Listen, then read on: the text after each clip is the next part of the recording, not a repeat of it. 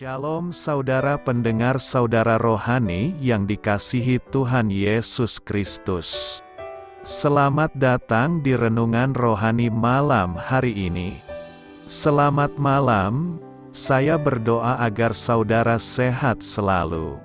Semoga Roh Kudus hadir di tengah kita saat ini.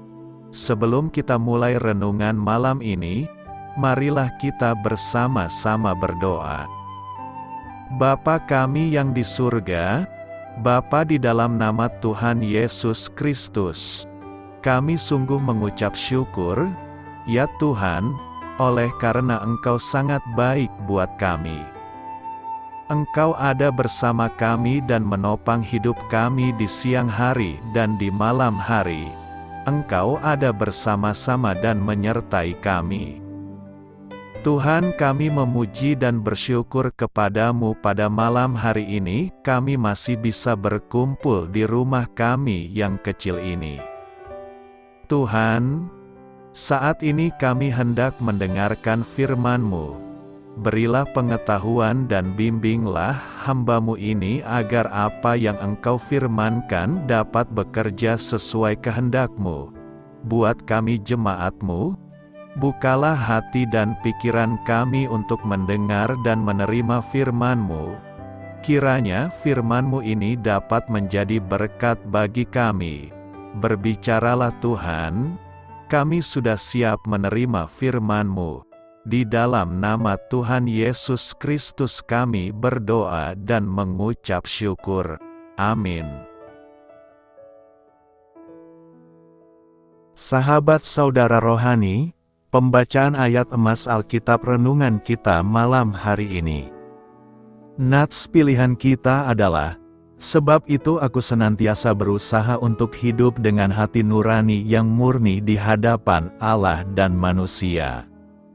Tertulis dalam kitab Kisah Para Rasul 24 ayat 16.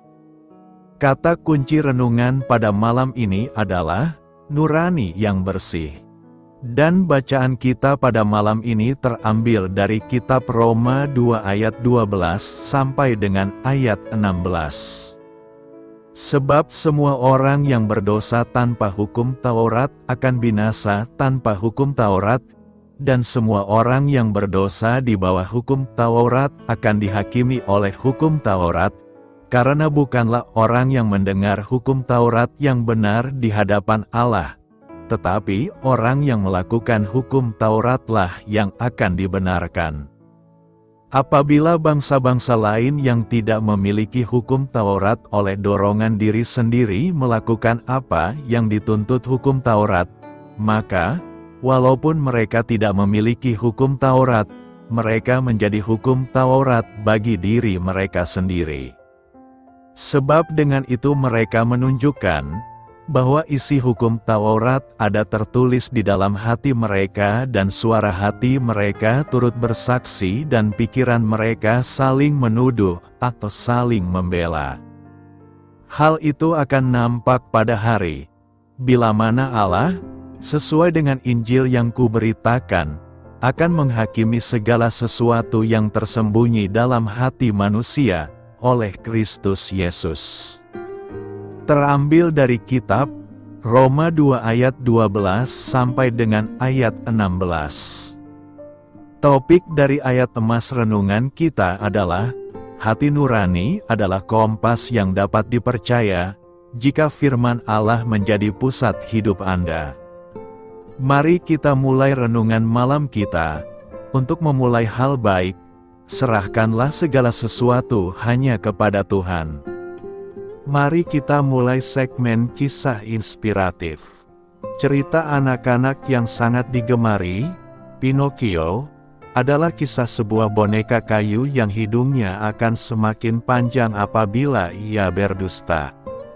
Temannya, si Jimmy Jangkrik mengatakan, jadikan hati nurani sebagai penuntunmu. Pinocchio pun menuruti nasihat temannya. Ia bertobat, lalu kembali kepada Geppetto, penciptanya. Pinocchio kemudian berbakti kepada Geppetto dan dibebaskan dari tali-talinya. Ada sebuah prinsip dalam cerita ini yang pantas diterapkan bagi anak-anak Allah. Jika kita tak mendengarkan suara dari dalam batin kita yang mengatakan apa yang perlu atau tidak perlu kita lakukan, hidup kita akan terbelenggu. Namun, nurani yang murni akan memberi kebebasan. Beberapa orang tidak memiliki dasar yang kuat untuk mengambil keputusan yang saleh. Hati nurani mereka lemah, dan mereka dengan mudah diombang-ambingkan sikap orang lain. Dan ada juga orang yang hati nuraninya telah rusak. Ukuran yang mereka pakai untuk menilai yang baik dan jahat telah rusak, tercemar, dan tidak kudus. Namun yang paling menyedihkan adalah mereka yang hati nuraninya telah memakai cap, dusta dan kesesatan. Mereka telah sekian lama menolak suara batin mereka, sehingga tidak dapat lagi mendengar bisikan hati nurani. Mungkin Anda bertanya, bagaimana kita dapat memiliki nurani yang bersih? Kita harus bertobat dari dosa dan berbalik kepada Pencipta kita. Kita harus meminta Dia memperbarui hasrat dan sikap kita sesuai dengan firman-Nya, dan kemudian menaatinya dengan hati-hati. Kebangkitan orang mati, Kisah Para Rasul 24 ayat 15 berkata, "Aku menaruh pengharapan kepada Allah, sama seperti mereka juga, bahwa akan ada kebangkitan semua orang mati, baik orang-orang yang benar maupun orang-orang yang tidak benar." Dalam tradisi Yahudi, orang mati tidak akan bangkit lagi. Namun setelah Yesus bangkit dari kematiannya, maka ada pemahaman baru bahwa orang mati akan bangkit juga. Ada teolog yang berpendapat bahwa kebangkitan itu ada dua macam, yaitu kebangkitan sementara, misalnya kebangkitan Lazarus yang dibangkitkan Tuhan Yesus dari kematian, Yohanes 11 ayat 44. Juga anak Yairus, perempuan Naim. Petrus juga membangkitkan Tabita, Paulus membangkitkan Etikus, Elia membangkitkan anak janda Sarfat, dan Elisa membangkitkan anak perempuan Sunami. Ini semua adalah kebangkitan sementara, sebab mereka hidup kembali, tetap dengan tubuh fana yang sekarang ini, lalu pada satu saat mereka akan betul-betul mati lagi seperti semua orang lain pada umumnya. Jadi kebangkitan sementara ini hanya untuk kembali hidup dalam tubuh fana seperti yang sekarang ini dan akan mati lagi. Kebangkitan yang kedua adalah kebangkitan kekal. Ini terjadi pada hari kebangkitan. Kebangkitan pertama untuk orang benar, kebangkitan kedua untuk orang berdosa. Semua bangkit dalam tubuh kebangkitan, bukan seperti tubuh yang sekarang ini, dan tubuh kebangkitan ini tidak bisa mati lagi, terus hidup untuk kekal selama-lamanya. Orang benar yang bangkit kembali pergi ke surga, dan orang berdosa yang bangkit, kembali ke neraka. Martin Luther secara pribadi percaya dan mengajarkan kebangkitan orang mati dalam kombinasi dengan jiwa tidur. Ia percaya pada hari terakhir semua orang yang mati akan dibangkitkan dan jiwa mereka kemudian akan bersatu kembali dengan tubuh yang sama yang mereka miliki sebelum mati.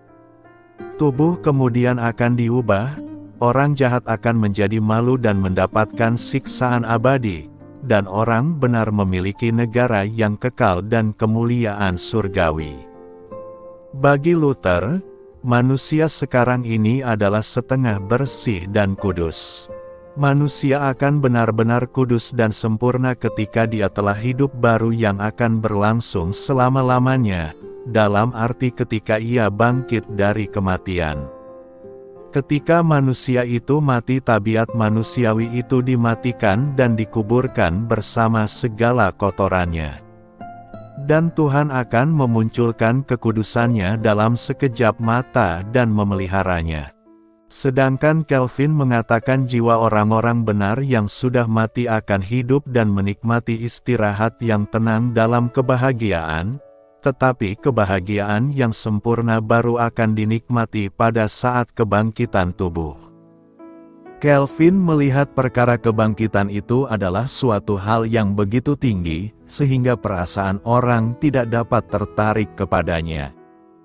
Kristus menjadi jaminan bagi kita untuk kebangkitan kelak. Kristus telah bangkit supaya kita menjadi temannya dalam kehidupan yang akan datang. Ia oleh Bapa dibangunkan kembali karena ia adalah kepala dari gereja, dan karena ia dengan cara apapun juga tidak mau dipisahkan daripadanya. Pokoknya, ia telah dibangunkan supaya menjadi kebangkitan dan kehidupan. Oleh cermin ini terlihat oleh kita bayangan hidup dari kebangkitan itu, sehingga menjadi landasan yang kokoh untuk menopang hati. Calvin seperti juga Paulus, untuk membuktikan kebangkitan itu adalah dengan harus mengarahkan pikiran kepada kekuasaan Allah yang tak terhingga. Karena, ia akan mengubah tubuh kita yang hina ini, sehingga serupa dengan tubuhnya yang mulia menurut kuasanya yang dapat menaklukkan segala sesuatu kepada dirinya. Karena itu, yakinlah pada kebangkitan Yesus, maka kita pun akan dibangkitkannya kelak. Pertobatan Paulus, Kisah Para Rasul 22 ayat 16 berkata, "Sekarang, mengapa engkau masih ragu-ragu? Bangunlah, berilah dirimu dibaptis dan dosa-dosamu disucikan sambil berseru kepada nama Tuhan." Nas hari ini merupakan bagian dari khotbah yang disampaikan oleh Rasul Paulus kepada sekelompok orang, termasuk seorang Ananias, setelah Paulus mengalami peristiwa pertobatan yang dramatis di jalan menuju Damaskus. Latar belakang dari pernyataan ini dapat dipahami melalui konteks peristiwa pertobatan Paulus. Sebelum pertobatan Paulus, dia dikenal sebagai Saulus, seorang penganiaya keras orang-orang Kristen.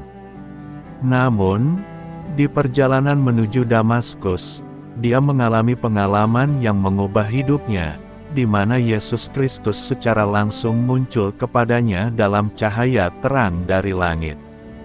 Pengalaman ini membuatnya tuli dan buta sementara. Setelah pengalaman tersebut, Saulus dibawa ke Damaskus, dan Tuhan memberitahu seorang murid Kristen bernama Ananias untuk mendatangi Saulus. Ananias awalnya merasa takut karena tahu reputasi buruk Saulus sebagai penganiaya Kristen.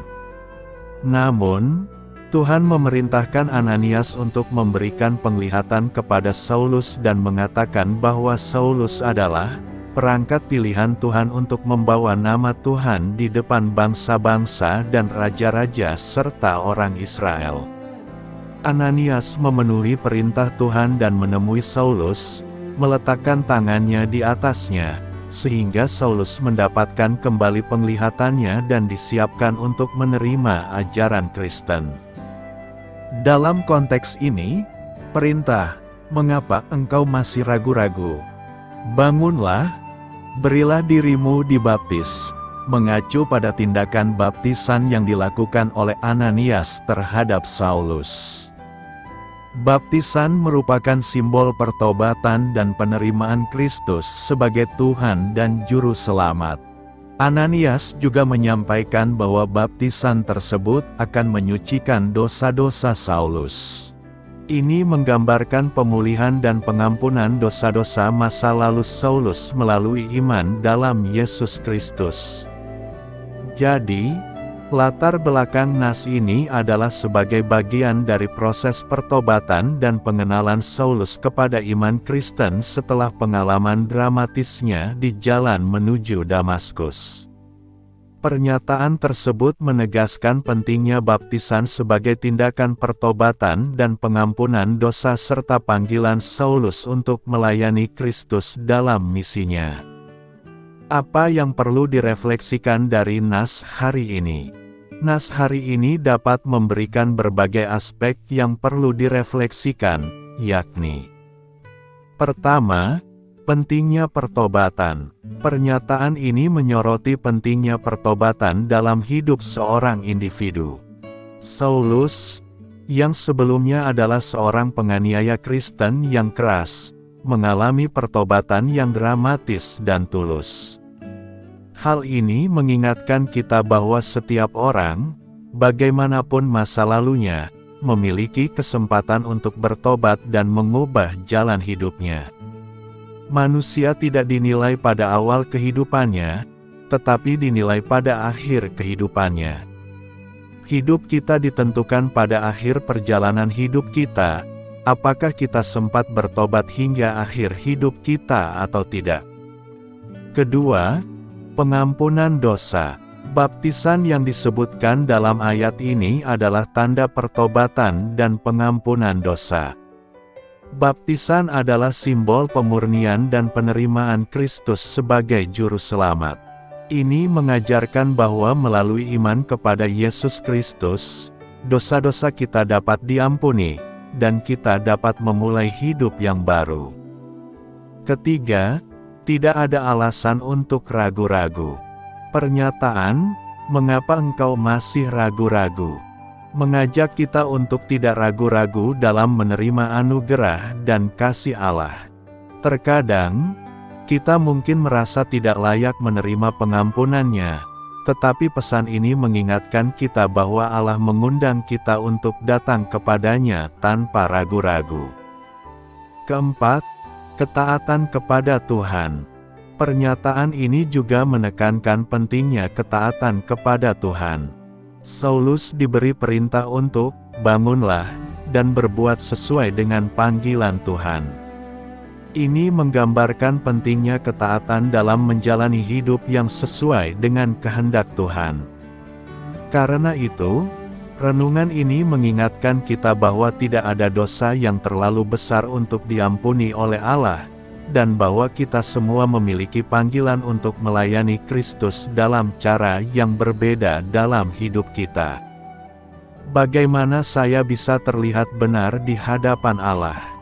Supaya bisa terlihat benar di hadapan Allah, pertama-tama kita perlu tahu seperti apa yang terlihat salah baginya. Dosa adalah jawabannya. Mazmur 14 ayat 3 menyatakannya dengan ringkas, "Tidak ada yang berbuat baik, seorang pun tidak. Karena manusia telah memberontak melawan hukum Tuhan, maka kita semua, sekalian sesat seperti domba," seperti yang tertulis di Yesaya 53 ayat 6. Kabar buruk mengenai hukuman atas dosa adalah kematian. Orang yang berbuat dosa, itu yang harus mati, dijelaskan di Yehezkiel 18 ayat 4. Kabar baiknya adalah Allah Maha Pengasih sendiri yang mau mencari manusia untuk menyelamatkannya dari kebinasaan. Yesus menyatakan bahwa maksud kedatangannya adalah untuk mencari dan menyelamatkan yang hilang, seperti yang dipaparkan di Lukas 19 ayat 10. Melalui Yohanes 19 ayat 30, Yesus telah mengumumkan bahwa rencananya sudah dipenuhi ketika Dia mati di atas kayu salib dengan berkata, "Sudah selesai." Memiliki hubungan yang benar dengan Allah dimulai dengan mengakui dosa-dosamu. Hendaklah dengan kerendahan hati kita mengaku dosa kepada Allah, seperti yang tertulis di Yesaya 57 ayat 15. Diiringi adanya tekad untuk meninggalkan dosa. Pertobatan semacam ini harus dibarengi dengan iman, khususnya kepada kematian dan kebangkitan Yesus yang memungkinkan Dia menjadi juru selamat Anda. Sebab jika kamu mengaku dengan mulutmu bahwa Yesus adalah Tuhan, dan percaya dalam hatimu bahwa Allah telah membangkitkan Dia dari antara orang mati, maka kamu akan diselamatkan, jelas Paulus di Roma 10 ayat 9. Masih banyak lagi ayat-ayat lain yang berbicara mengenai pentingnya iman, seperti misalnya Yohanes 20 ayat 27, Kisah Para Rasul 16 ayat 31, Galatia 2 ayat 16, 3 ayat 11, 26 dan Efesus 2 ayat 8. Terlihat benar di hadapan Allah berhubungan dengan responmu terhadap apa yang Allah telah lakukan bagimu. Allah mengirimkan juru selamat, menyediakan korban untuk menghapus dosa-dosamu, seperti yang dipaparkan di Yohanes 1 ayat 29. Allah menawarkan janjinya dengan jelas di Kisah Para Rasul 2 ayat 21, barang siapa yang berseru kepada nama Tuhan akan diselamatkan. Melalui Lukas 15 ayat 11-32, ilustrasi indah mengenai penyesalan dan pengampunan juga bisa kita temukan dalam kisah anak yang hilang. Anak yang bungsu menghambur-hamburkan warisan ayahnya dalam dosa yang memalukan. Ketika dia bertobat, dia memutuskan untuk kembali ke rumah. Dia berpikir bahwa dirinya tidak mungkin akan dianggap sebagai anak lagi. Namun dia salah. Sang ayah tetap mengasihi anak yang memberontak, namun sudah pulang ke rumah itu dengan kasih yang tidak berubah. Segala kesalahannya diampuni dan pesta bahkan diadakan untuk merayakan kepulangannya. Allah setia dalam memelihara janji-janjinya, termasuk janji untuk mengampuni. Tuhan itu dekat kepada orang-orang yang patah hati, dan Ia menyelamatkan orang-orang yang remuk jiwanya, tulis Daud di Mazmur 34 ayat 19. Jika Anda ingin terlihat benar di hadapan Allah, berikut ini adalah sebuah contoh doa. Ingat, sekedar mengucapkan doa ini atau doa-doa lainnya tidak akan menyelamatkan Anda. Doa ini adalah sebuah cara untuk mengungkapkan kepada Allah bahwa Anda beriman kepadanya dan ungkapan terima kasih kepadanya atas keselamatan yang Dia sediakan bagimu. Hanya iman kepada Yesus Kristus yang bisa menyelamatkanmu dari dosa. Bapa di surga, saya tahu bahwa saya telah berdosa kepadamu dan pantas untuk dihukum. Namun Yesus Kristus telah menanggung hukuman yang seharusnya saya tanggung sehingga dengan beriman kepadanya saya dapat diampuni. Saya berbalik dari dosa-dosaku dan percaya kepadamu supaya bisa diselamatkan. Terima kasih untuk anugerah dan pengampunanmu yang indah, yaitu karunia hidup kekal. Amin. Apakah Anda membuat keputusan untuk menerima Kristus karena apa yang Anda baca di sini? Jika demikian, klik pada tombol "Saya telah menerima Kristus pada hari ini" di bawah. Yesus menghakimi yang tersembunyi dalam hati. Roma 2 ayat 16 berkata, "Hal itu akan nampak pada hari, bila mana Allah, sesuai dengan Injil yang kuberitakan, akan menghakimi segala sesuatu yang tersembunyi dalam hati manusia, oleh Kristus Yesus." Ada dosa yang tersembunyi dalam hati manusia yang tidak bisa diungkapkannya kepada siapapun. Dosa yang tersembunyi itu hanya Yesus yang tahu dan hanya Yesus pula lah yang bisa menghakimi dosa yang tersembunyi itu. Penghakiman Tuhan itu pasti akan datang. Tuhan akan menghakimi seluruh umat manusia mulai dari motivasi di dalam hati, perkataan sampai dengan perbuatan. Maka dari itu jagalah seluruh hidup kita dari praktik hidup kefasikan dunia atau sikap acuh tak acuh terhadap kehendak Tuhan. Dan satu hal yang harus kita waspadai, jangan pernah berdiri di wilayah abu-abu atau hidup setengah-setengah buat Tuhan. Alkitab mengatakan orang yang hidupnya ada di wilayah abu-abu akan dimuntahkan oleh Tuhan, dengan kata lain ditolak seperti orang fasik dan disamakan dengan orang pendosa lainnya. Untuk itu hati kita harus diterangi oleh firman Tuhan setiap hari agar tetap bersih, sadar dan waspada terhadap hidup yang bertentangan dengan kehendak Tuhan dan menjauhkan diri dari sikap hidup yang setengah-setengah bagi Tuhan dan yang bertentangan dengan kehendak Tuhan. Tuhan Yesus menginginkan persekutuan yang harmonis dengan umat-Nya.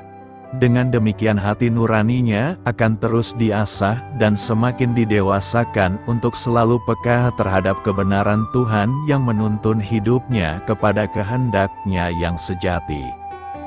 Hati nurani yang murni di hadapan Tuhan yang terus berjaga-jaga untuk mendorong seseorang melakukan kehendak Tuhan inilah harta yang tidak pernah bisa diambil oleh siapapun.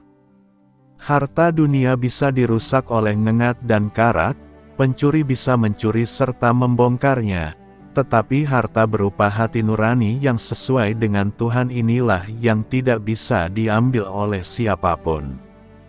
Olehnya kita perlu mendewasakan hati nurani kita, mengasahkan dengan kebenaran firman Tuhan yang murni dan bertekun mengadakan persekutuan yang intim dengan Tuhan setiap saat. Dengan hati nurani yang benar yang terus didewasakan oleh firman Tuhan yang murni, kita akan semakin mengerti bahwa orang percaya tidak dapat mengabdi kepada dua tuan. Kita tidak bisa mengabdi kepada keinginan Tuhan dan kepada keinginan dunia atau diri sendiri secara sekaligus. Kita harus memilih dan memutuskan salah satu dan haruslah kita memilih hanya mengabdi kepada Tuhan dan keinginannya saja. Tanpa mengasah hati nurani dengan kebenaran, orang tidak tahu bahwa sebenarnya ia masih mengabdi kepada dua tuan. Hati nurani kitalah yang akan menerangi diri kita untuk melihat seberapa murni kita hidup bagi Tuhan.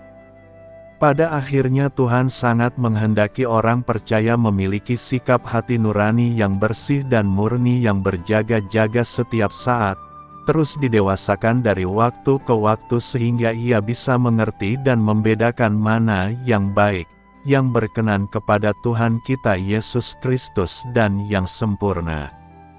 Karena itu, marilah kita menjaga hati kita agar kita tidak dihakimi Yesus. Hidup secara harmonis. Roma 12 ayat 16 berkata, "Hendaklah kamu sehati sepikir dalam hidupmu bersama, janganlah berpikiran congkak, tetapi arahkanlah dirimu kepada mereka yang rendah. Janganlah menganggap dirimu pandai." Paulus menuliskan nasihat kepada jemaat di Roma untuk hidup secara harmonis dan rendah hati. Latar belakangnya adalah keadaan komunitas Kristen pada saat itu, yang terdiri dari orang-orang dengan latar belakang yang beragam. Pada waktu itu, jemaat di Roma terdiri dari orang-orang yang berasal dari berbagai budaya, latar belakang sosial, dan tingkat pendidikan yang berbeda. Ada kemungkinan bahwa beberapa anggota jemaat merasa lebih pandai atau lebih berharga dari yang lain karena latar belakang mereka yang berbeda. Mungkin ada ketidaksepahaman, ketegangan, atau persaingan di antara mereka. Dalam konteks ini, Paulus menekankan pentingnya persatuan dan kerendahan hati. Dia mendorong orang-orang percaya untuk hidup dengan sehati sepikir. Artinya, mereka harus mengembangkan sikap saling pengertian, kerjasama, dan kasih satu sama lain. Mereka tidak boleh sombong atau congkak dalam pikiran mereka, karena itu akan merusak kerukunan dan persatuan dalam jemaat. Paulus juga menasihati agar orang-orang percaya mengarahkan diri mereka kepada mereka yang rendah. Ini menunjukkan pentingnya untuk memberikan perhatian dan pelayanan kepada mereka yang lemah, terpinggirkan, atau terabaikan dalam masyarakat. Mereka harus berusaha untuk tidak hanya memperhatikan kepentingan diri sendiri, tetapi juga melayani dan mendukung orang-orang yang kurang beruntung. Selain itu, Paulus menekankan agar orang-orang percaya tidak menganggap diri mereka sebagai yang paling pandai atau terbaik. Sikap sombong dan pandangan congkak tentang diri sendiri dapat merusak hubungan antara sesama dan menghambat pertumbuhan rohani. Sebaliknya, mereka harus hidup dengan rendah hati, mengakui bahwa semua kebijaksanaan dan kemampuan yang mereka miliki berasal dari Allah, dan menggunakan pemberian-pemberian itu untuk membangun dan melayani orang lain. Dalam rangka menjaga harmoni, persatuan, dan pertumbuhan rohani dalam jemaat, Paulus mengingatkan orang-orang percaya untuk hidup dalam kerendahan hati, saling melayani, dan tidak meninggikan diri mereka sendiri di atas orang lain. Ada beberapa maksud dan tujuan Paulus tentang hidup yang harmonis ini, yakni: pertama, untuk menciptakan persatuan dalam hidup bersama. Paulus mendorong orang-orang percaya untuk hidup sehati sepikir. Artinya, mereka harus memiliki sikap saling pengertian, kerjasama, dan kasih satu sama lain. Dalam hidup bersama sebagai komunitas Kristen, penting untuk menciptakan lingkungan yang harmonis dan penuh persatuan. Ini melibatkan mengatasi perbedaan dan konflik, serta bekerja bersama untuk tujuan yang sama, yaitu kemuliaan Allah dan pertumbuhan rohani. Kedua, pentingnya menghindari sikap congkak. Paulus menekankan agar jemaat tidak memiliki pikiran congkak atau sombong. Sikap congkak, di mana seseorang merasa lebih unggul atau lebih berharga dari yang lain, dapat merusak hubungan dan menyebabkan perselisihan. Paulus mengingatkan mereka untuk tidak meninggikan diri sendiri di atas orang lain, tetapi untuk hidup dengan rendah hati dan saling menghormati. Ketiga, perlunya pelayanan kepada mereka yang rendah. Paulus mengajak orang-orang percaya untuk mengarahkan diri mereka kepada mereka yang rendah. Hal ini menunjukkan pentingnya melayani mereka yang membutuhkan, terpinggirkan, atau terabaikan dalam masyarakat. Ketika kita mengorbankan waktu dan sumber daya kita untuk melayani orang lain, kita menunjukkan rasa kasih dan memperlihatkan ciri-ciri Kristus yang rendah hati dan penuh belas kasihan. Keempat, agar tidak menganggap diri pandai. Paulus menasihati agar jemaat tidak menganggap diri mereka sebagai yang paling pandai atau terbaik. Sikap merasa pandai atau angkuh tentang kebijaksanaan dan kemampuan pribadi dapat menjadi penghalang bagi pertumbuhan rohani dan kerjasama yang baik dengan orang lain. Paulus mengingatkan mereka bahwa semua pemberian dan kemampuan yang mereka miliki berasal dari Allah, dan oleh karena itu mereka harus hidup dengan rendah hati dan mengakui ketergantungan mereka padanya. Apa yang perlu kita renungkan dari nas hari ini? Berikut adalah beberapa poin yang perlu direnungkan, yakni: pertama, persatuan dan kesepakatan. Penting bagi kita untuk hidup sehati sepikir dalam hidup bersama. Ini melibatkan saling pengertian, kerjasama, dan kasih satu sama lain. Kita harus mencari persatuan dalam keragaman dan mengatasi perbedaan yang mungkin ada di antara kita. Hal ini memerlukan komunikasi yang baik, keterbukaan, dan sikap saling mendengarkan agar kita dapat hidup dalam harmoni. Kedua, kerendahan hati. Paulus menekankan agar kita tidak memiliki pikiran congkak atau sombong. Kita tidak boleh meninggikan diri sendiri di atas orang lain atau merasa lebih unggul. Sebaliknya, kita harus hidup dengan rendah hati, menghargai keberagaman, dan saling menghormati. Rendah hati mengakui bahwa semua pemberian dan kemampuan yang kita miliki berasal dari Allah, bukan hasil dari keunggulan pribadi kita. Ketiga, pelayanan kepada yang rendah. Kita perlu mengarahkan diri kita kepada mereka yang rendah, yaitu mereka yang membutuhkan bantuan, perhatian, atau dukungan. Pelayanan kepada sesama adalah panggilan kita sebagai orang percaya. Ketika kita melayani mereka yang terpinggirkan atau terabaikan, kita menggambarkan kasih Kristus dalam tindakan kita. Ini melibatkan pengorbanan diri dan keterlibatan aktif dalam memenuhi kebutuhan orang lain. Keempat, menghindari anggapan pandai. Kita harus waspada terhadap sikap merasa pandai atau angkuh tentang diri sendiri. Kebijaksanaan dan pengetahuan yang kita miliki bukanlah alasan untuk meninggikan diri atau mengecilkan orang lain. Kita harus mengakui bahwa kita semua terus belajar dan berkembang dalam iman dan pengetahuan kita. Menghormati kontribusi dan perspektif orang lain membantu kita tumbuh dalam pemahaman dan menghindari kesombongan. Karena itu, Nas hari ini menjadi pengingat bagi kita untuk hidup dalam persatuan, kerendahan hati, pelayanan, dan menghindari kesombongan. Kita dipanggil untuk mengevaluasi sikap dan tindakan kita, serta menemukan cara untuk lebih baik melayani dan mendukung sesama dengan rendah hati dan kasih. Apa maksudnya orang Kristen tidak berada di bawah hukum?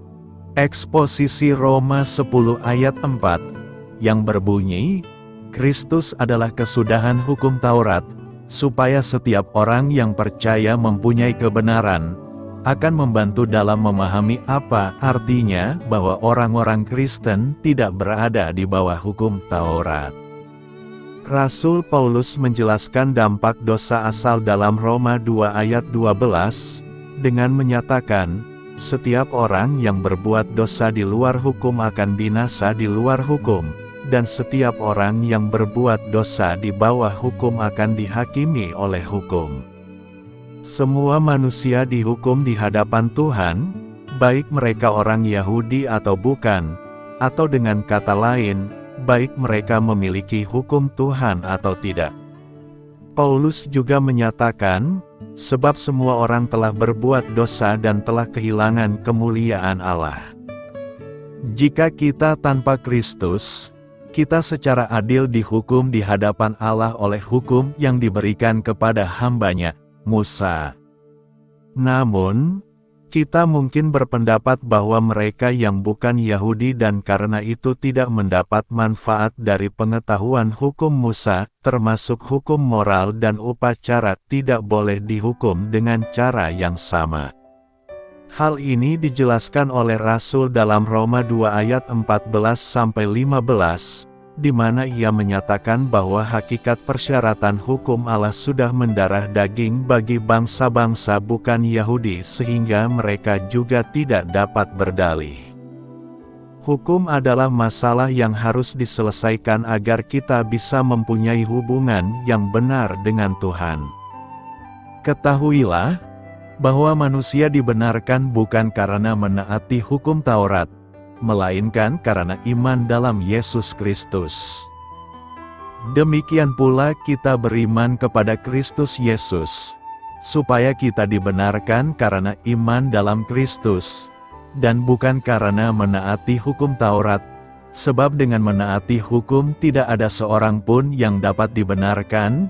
Bagian ini mengungkapkan bahwa hukum Taurat tidak dapat membenarkan atau membenarkan siapapun di hadapan Allah. Itulah sebabnya Allah mengutus anaknya untuk sepenuhnya menggenapi persyaratan hukum bagi semua orang yang percaya kepadanya. Kristus Yesus menebus kita dari kutukan yang dibawa melalui hukum Taurat dengan menjadi kutukan bagi kita. Dia menggantikan dirinya menggantikan kita dan di kayu salib menanggung hukuman yang pantas bagi kita sehingga kita tidak lagi berada di bawah kutukan hukum Taurat. Dengan melakukan hal ini, dia memenuhi dan menjunjung tinggi persyaratan hukum. Hal ini tidak berarti bahwa umat Kristiani harus melanggar hukum, seperti yang dianjurkan oleh beberapa orang saat ini. Sebuah ajaran yang disebut antinomianisme. Sebaliknya, ini berarti bahwa kita bebas dari hukum Musa dan sebaliknya berada di bawah hukum Kristus, yaitu mengasihi Tuhan dengan segenap keberadaan kita dan mengasihi sesama kita seperti kita mengasihi diri kita sendiri. Kristus menjadi tujuan akhir hukum berdasarkan apa yang Dia lakukan di bumi melalui kehidupannya yang tidak berdosa dan pengorbanannya di kayu salib. Jadi, hukum Taurat tidak lagi mempunyai pengaruh terhadap kita karena tuntutannya telah dipenuhi sepenuhnya di dalam Tuhan Yesus Kristus. Iman kepada Kristus yang memenuhi tuntutan hukum Taurat memulihkan kita ke dalam hubungan yang menyenangkan dengan Allah dan menjaga kita tetap di sana. Tidak lagi berada di bawah hukuman hukum Taurat, kita kini hidup di bawah hukum kasih karunia dalam kasih Allah. Beritakanlah Injil kepada segala makhluk. Hormatilah semua orang. Selamat beristirahat malam dalam kasih setia Tuhan. Doa saya menyertai saudara sekalian. Mari bertumbuh dalam iman bersama saudara rohani. Saya memberkati Anda agar sewaktu Anda mencarinya dari Dia, Bapa Surgawi Anda akan memberikan bagi Anda roti harian Anda, dalam nama Yesus Kristus. Tuhan yang berkuasa atas alam semesta dan menuntun kita kepada iman yang menyelamatkan.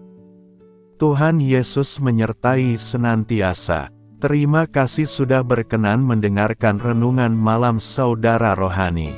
Tuhan memberkati. Amin.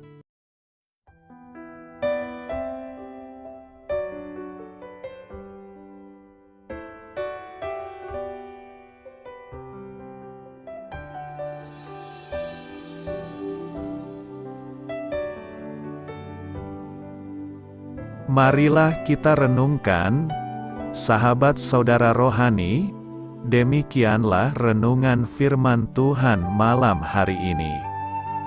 Semoga menjadi berkat di dalam hidup kita dan menjadikan kita pribadi yang lebih baik. Sebelum kita beristirahat pada malam hari ini, marilah kita berdoa.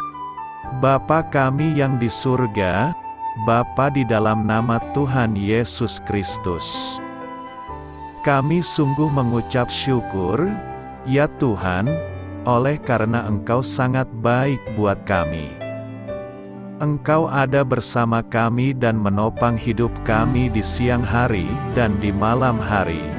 Engkau ada bersama-sama dan menyertai kami, ya Tuhan Yesus.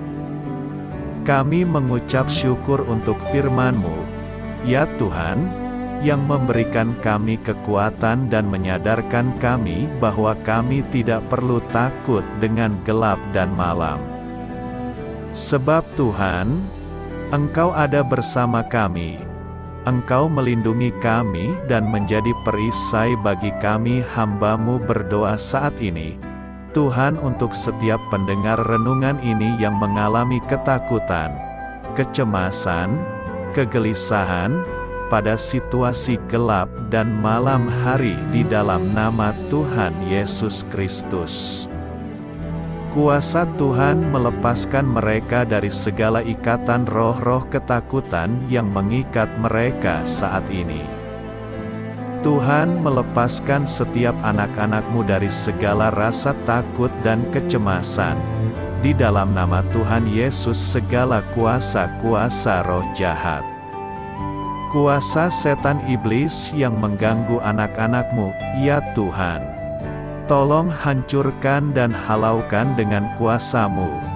Dalam nama Tuhan Yesus Kristus, berkati setiap kami anak-anak-Mu, ya Tuhan, dan lindungilah kami. Kami aman di dalam Engkau. Ya Tuhan, penuhilah setiap hati kami dengan keberanian, damai sejahtera, dan sukacita serta ketenangan yang dari Tuhan. Berkati kami di malam hari ini, saat kami tidur dan beristirahat. Kuasa-Mu, ya Tuhan, menaungi setiap kami, memberkati dan melindungi kami. Bangunkanlah kami kembali besok pagi dengan kekuatan yang baru, tubuh yang sehat diberkati Tuhan, dan berkat-berkat yang baru Tuhan sediakan bagi kami. Terima kasih. Ya Tuhan, kami sungguh mengucap syukur untuk firman-Mu yang menguatkan kami. Dalam nama Tuhan Yesus Kristus Juru Selamat kami, Bapa kami yang baik, kami mengucap syukur dan berdoa haleluya. Amin. Biarlah firman Tuhan menjadi pengingat untuk kita semua, bahwa tuntunan dari Roh Kudus akan selalu memberi jalan keluar bagi setiap permasalahan hidup kita, dan memberi kedamaian di hati kita. Amin. Sampai jumpa di renungan malam saudara rohani berikutnya.